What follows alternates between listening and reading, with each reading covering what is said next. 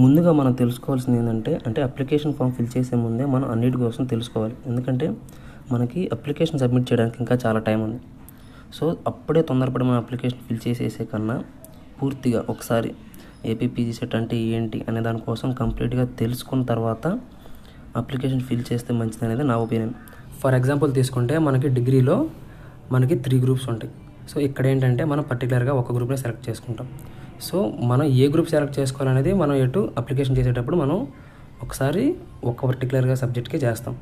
కానీ మీకు సంబంధించి ఏ కోర్సెస్కి మీరు ఎలిజిబుల్ అవుతారు అనేది కంప్లీట్గా చూసుకుంటే మీకు ఒక ఐడియా ఉంటుందన్నమాట. సో మ్యాక్సిమం అందరికీ తెలిసిన విషయమే, కానీ ఒకసారి పర్టికులర్గా చెక్ చేసుకొని ఆ పేపర్ని సెలెక్ట్ చేసుకుంటే మంచిదని నా ఒపీనియన్. ఇంకోటి ఏంటంటే కొంతమంది ఎగ్జామ్ అయిపోయి ర్యాంక్స్ వచ్చిన తర్వాత రియలైజ్ అవుతారనమాట. ఎట్లా అంటే ఇంకో పేపర్ నేను పెట్టుకొని ఉండాల్సింది, ఆ పేపర్ కూడా ఎగ్జామ్ రాసి ఉంటే దాంట్లో కొంచెం మంచి మార్క్స్ మంచి ర్యాంక్ వచ్చేదేమో. ఒకవేళ దానికి షిఫ్ట్ అయిపోయినా కానీ బాగుంటుంది. అంటే లైక్ సపోజ్ ఇప్పుడు ఎంపీసీ వాళ్ళు ఉన్నారు డిగ్రీలో, వాళ్ళు పర్టికులర్గా మ్యాథ్స్కి ట్రై చేస్తారు పీజీకి. అట్లాగే వాళ్ళు ఫిజిక్స్ కూడా పేపర్ పెట్టుకొని అది కూడా రాసుకొని ఉంటే ఒకవేళ దాంట్లో మంచి ర్యాంక్ వస్తే అటు వెళ్ళిపోతారు, దీంట్లో మంచి ర్యాంక్ వస్తే దీంట్లో ఇటు వెళ్ళిపోతారు. సో అట్లాగా ఎవరన్నా థింక్ చేసేటట్టుంటే ఒకసారి చూసుకొని మీకు సంబంధించిన ఏ కోర్సెస్ అయితే ఉంటాయో వాటికి మీరు ఎలిజిబుల్ అవుతారో లేదో చూసుకొని మీరు ఒక పేపర్ ఎక్స్ట్రా యాడ్ చేసుకునే పని అయితే యాడ్ చేసుకోండి. ఎక్స్ట్రా అమౌంట్ అయితే పే చేయాల్సి ఉంటుంది ఖచ్చితంగా ప్రతి పేపర్కి. సో ఒకసారి అదైతే చూసుకొని అప్లై చేయండి. ఇది ఒకటి. నెక్స్ట్ చూసుకుంటే మనకి ఈ ఏపీపీజీ సెట్కి సంబంధించి మనం డీటెయిల్స్ కోసం ఎక్కడికో బయటకు వెళ్ళాల్సిన అవసరం లేదు. ప్రతిదానికి సంబంధించిన డీటెయిల్స్ మనకి ఇక్కడ వెబ్సైట్లోనే ఇచ్చాడనమాట. సో మెయిన్గా ఒకటి చూసుకున్నట్లయితే ఇన్స్ట్రక్షన్ బుక్లెట్ అని ఒకటి ఇచ్చాడు మనకి. ఓకేనా, దీంట్లో చూసుకోవచ్చు. అట్లాగే ఇంపార్టెంట్ డేట్స్ ఇక్కడ కింద రిమైనింగ్ ఏవైతే ఉంటున్నాయో ప్రతి ఒక్కదాని కోసం కూడా మనకి వెబ్సైట్లోనే ఇస్తాడనమాట. ఒకసారి ఇవి కనుక క్లారిటీగా చూసుకుంటే మనకి దేనికి సంబంధించిన డౌట్ కూడా రాదు. మనకి ప్రాసెస్లో చూసుకుందాం అక్కడ ఒకసారి. ఫస్ట్ అయితే eligibility criteria and fee payment ఉంది. సో దాంట్లో మనం ఫీ పేమెంట్ చేస్తాం. తర్వాత ఒకసారి మన పేమెంట్ స్టేటస్ చెక్ చేసుకుంటాం. పేమెంట్ అయిపోయిన తర్వాత నెక్స్ట్ అప్లికేషన్ ఫిల్ చేయడానికి వెళ్తాం. సో దాని తర్వాత ఏంటంటే మన అప్లికేషన్ ఫామ్ అనేది సబ్మిట్ అయిపోయిన తర్వాత మనం ప్రింట్అవుట్ తీసుకొని పెట్టుకుంటాం. సో ఇదనమాట. ఇందులో మనది రిజిస్ట్రేషన్ నెంబర్ ఒకటి, పేమెంట్ ఐడి ఒకటి, ఇట్లాంటివి మొత్తం మనం స్క్రీన్షాట్ తీసుకుంటాం. లేదా మనకి అప్లికేషన్ ప్రింట్అవుట్ తీసుకున్నా కానీ సరిపోతుంది. సో ఇది ప్రాసెస్ ఇది. సో తర్వాత రిమైనింగ్ ఇంకా ప్రాసెస్ ఉంటుంది, అది తర్వాత అనమాట. ఇప్పుడు దానికి సంబంధించి ఇప్పుడు అంతగా తెలుసుకోవాల్సింది ఏం లేదు. సో ఇంకోటి ఏంటంటే మెయిన్గా తెలుసుకోవాల్సింది సిలబస్ ఒకటి.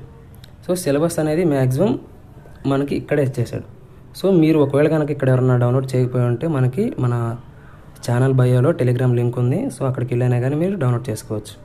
ఇదనమాట. సో ఒకసారి మొత్తం వెరిఫై చేసుకొని మీరు అప్లికేషన్ అయితే సబ్మిట్ చేయండి.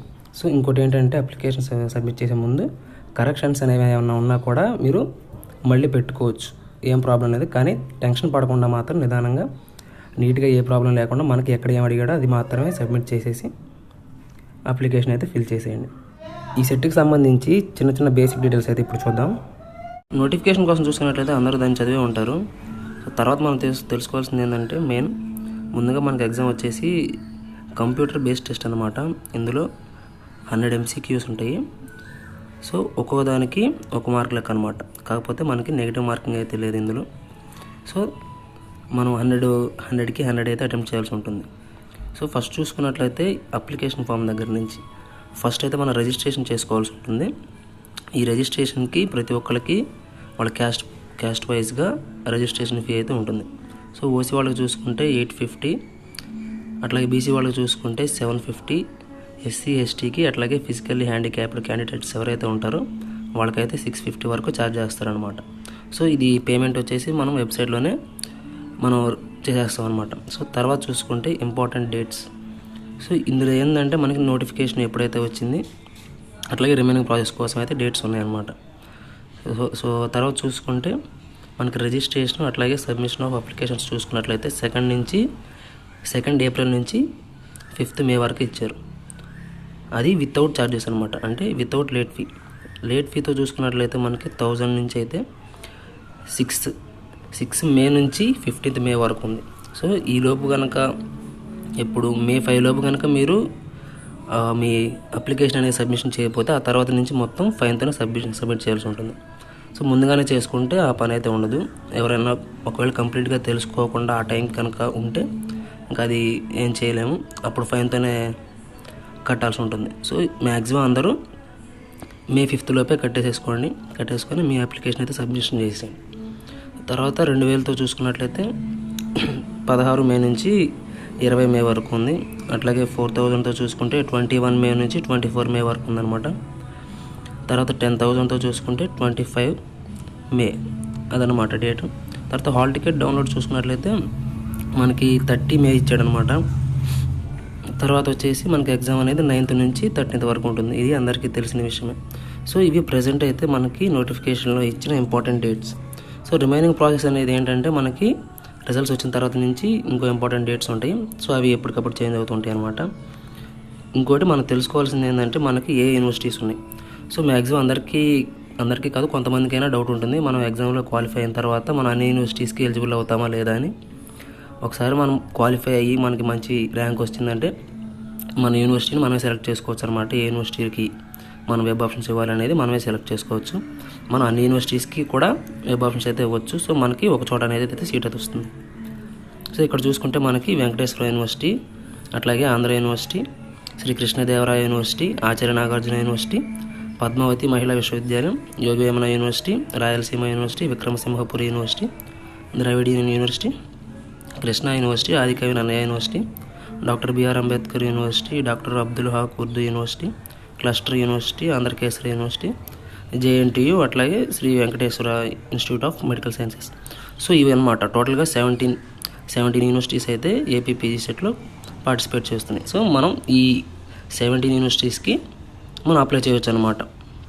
సో ఇంకా నెక్స్ట్ రిమైనింగ్ మొత్తం కూడా వాటికి సంబంధించి నేను మళ్ళీ మీకు చెప్తాను. కొంతమందికి డౌట్ ఉండొచ్చు, అప్లికేషన్ ఫిల్ చేయడానికి మనకి ఏమైనా డాక్యుమెంట్స్ కావాలా, ఏదైనా సర్టిఫికేట్స్ మనం సబ్మిట్ చేయాలా అనే డౌట్స్ అయితే ఉంటాయి.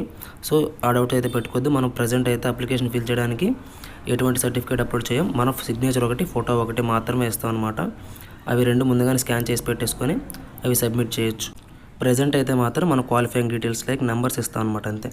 For example caste certificate number కానీ, ఇన్కమ్ సర్టిఫికేట్ నెంబర్ కానీ, మన క్వాలిఫైయింగ్ డీటెయిల్స్ యొక్క నెంబర్స్ అంతే, మనం అవి మాత్రమే ఇస్తాం అనమాట. సో ఏ సర్టిఫికేట్ అయితే మనం అప్లోడ్ చేయము. సో ఇవి మాత్రం ఇక్కడ చూపించినవి మాత్రం మనం తర్వాత అయితే రెడీ చేసుకొని ఉండాలి. అప్లికేషన్ ఎలా ఫిల్ చేయాలని దానికోసం నేను నెక్స్ట్ ఒక వీడియో చేస్తాను. సో ఒక పర్సన్ అయితే పర్టికులర్గా అతని యొక్క అప్లికేషన్ అనేది ఫిల్ చేస్తూ నేను ఆ వీడియో అయితే తీసి అప్లోడ్ చేస్తాను అనమాట. ఒకవేళ ఎవరైనా ముందుగానే అప్లై చేసి ఉంటే ఒకసారి చూసుకోండి, మీరు ఏమైనా మిస్టేక్స్ ఎంటర్ చేశారేమో. సో కరెక్షన్స్ కూడా మనం చేసుకోవచ్చు అనమాట. ఆల్రెడీ అప్లికేషన్ ఫిల్ చేసిన వాళ్ళు మీరు ఒకసారి మీ ప్రింట్అవుట్ తీసుకొని దాంట్లో మీరు ఏమన్నా రాంగ్ ఎంటర్ చేశారా, స్పెల్లింగ్స్ కానీ, నెంబర్స్ కానీ, పోనీ మీ డేట్ ఆఫ్ బర్త్ కానీ ఏదైనా రాంగ్ చేసి ఉంటే మాత్రం ఒకసారి చూసుకోండి. మీ ప్రాబ్లం ఏంటనేది ఒకసారి ఐడెంటిఫై చేసుకోండి. ఏమీ లేకపోతే నో ప్రాబ్లం అనమాట.